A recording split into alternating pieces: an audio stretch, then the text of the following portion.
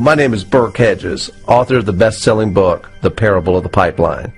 I open my book with a story about Pablo and Bruno, who take two very different paths in their quest for financial independence.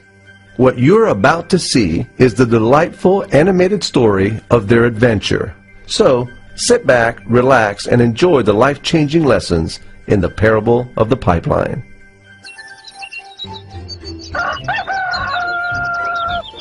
Far away, in a small village, near a beautiful valley, lived two friends, Pablo and Bruno. They were both young and dreamed of a better life for themselves. They'd often discussed their dreams about how they would become the most successful men in the village.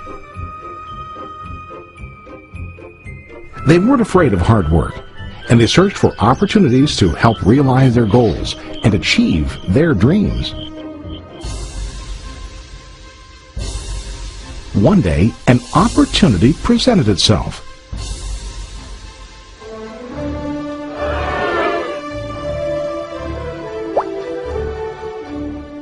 The mayor of the village decided to hire two people to bring water from a spring up on the mountain, across the valley, back down to the village.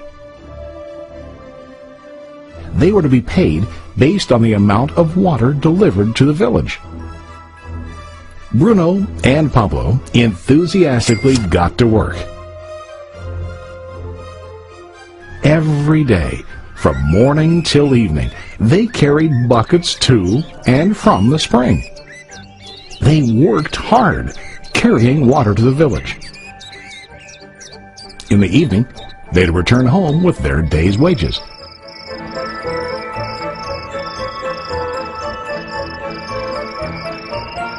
Bruno was satisfied with his work and the money he earned. He was sure that with this work he could achieve his dreams.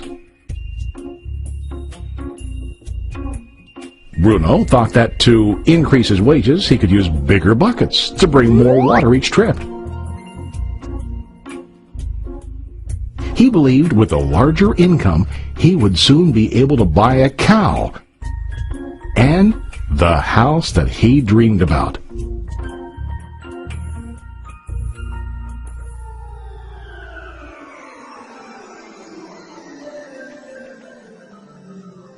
Now Pablo was not satisfied. At the end of the day, his back and hands ached, and he was exhausted. He was looking for an easier way to earn more. One day an idea occurred to Pablo. He imagined building a pipeline to deliver the water from the mountain spring to the village. With this pipeline, he could get more water to the village without carrying buckets back and forth from the spring to the village. Soon, he got very excited about his idea and began to plan. Pablo, of course, shared his idea with his friend Bruno and asked him to join with him to work on and help build the pipeline. Bruno thought the idea was crazy. All Bruno could think about was what his money could buy today and how to get it quicker. He felt that building a pipeline would slow him down and delay him in achieving his goals. Instead, Bruno got bigger buckets and went more often back and forth, fetching water. He was sure that with this method, he could make more money. Pablo decided to build the pipeline on his own. He understood that it would not be easy to build, and it would take time to complete the pipeline. Pablo knew that it could take several years to finish, but he set his mind on his goal.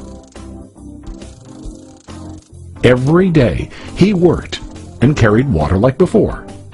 But on weekends and during his spare time, he worked hard to dig in the rocky soil and build his pipeline. In the first month, there was little to show for his work.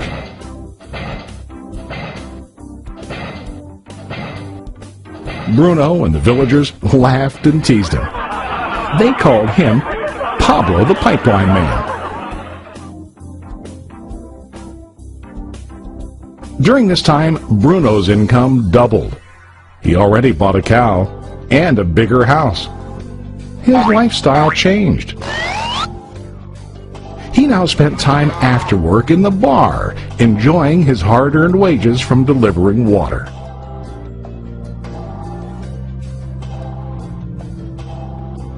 What Bruno didn't realize was that his body was starting to stoop from carrying heavy buckets every day.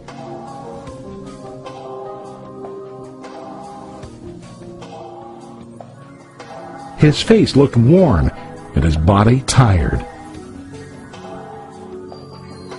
Soon, he began to carry less and less water due to the wear and tear on his body.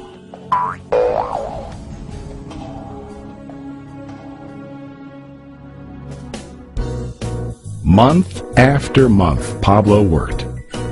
Soon a year passed, and then a second year.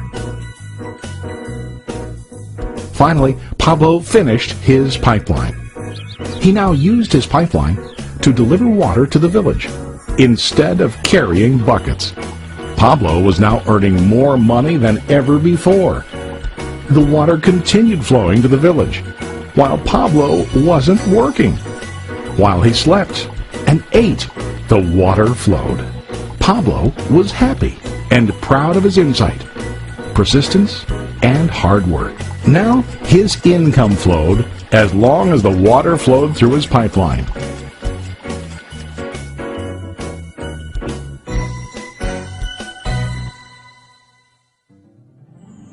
The story of Bruno and Pablo is a reflection of life. Their jobs symbolize what most people do to earn money. Bruno gets his money using buckets. He goes back and forth, carrying his buckets from the spring to the village in exchange for money. To increase his income, he either has to go more frequently to the spring or to use larger buckets. It's common in real life to increase our income by working harder. For example, working overtime or getting a second job. We also increase the size of our buckets by accepting a higher paying position, which often includes spending more time on the job. Most of us exchange time for money like Bruno. We know that every person has only 24 hours in the day and that it's not possible to use all our time to work. The most difficult time comes when we can no longer exchange time for money due to age, health, or other reasons. Then, our income stops. Now let's review what Pablo did. Very wisely, Pablo did not exchange all of his time for a limited income, but he used some of his time to build a pipeline. He knew that the pipeline would bring ongoing income as long as the water flowed. An ongoing income that multiplied the time he worked each day. Pablo knew that someday, maybe because of age or health, he would no longer be able to exchange his available time for money. Pablo knew that if he could make his idea of a pipeline work, then he only has to do the hard work of building the pipeline. After the pipeline was completed, Pablo was able to monitor and maintain the flow of water to ensure that his income will continue. Pablo has shown us that to earn an income, we don't always have to directly exchange time for money. There really are better ways. How about you? Are you still like Bruno, who directly exchanges time for money? Or do you want to be like Pablo, building and maintaining a pipeline for ongoing income? If you are interested in the idea of building your own pipeline, contact the person who lent you this presentation. You can start building your pipeline today.